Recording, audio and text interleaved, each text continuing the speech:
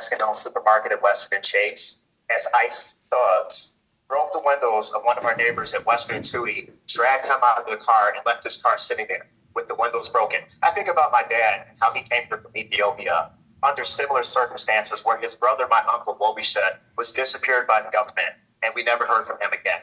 And I saw that happening right here in West Rogers Park. This is a national emergency. And I would submit to you that of everybody in this race, I have the most genuine degree of sincerity about the fight that it's going to take to dislodge ICE from our federal government. It absolutely means abolish ICE at a minimum. But it means fighting tooth and nail with committee chairmen who've been in power for 30 years, as I have done in the Illinois Senate, to defund this agency, to take the $170 billion out of ICE that was put there by the big stupid bill and put it back into Medicaid, put it back into Pell Grants, and put it back into housing where we need it to be. And it means coming to Donald Trump. It means raising articles of impeachment against him, Kristi Noem, Peter Hegseth, and Marco Rubio, and throwing them in prison where they belong.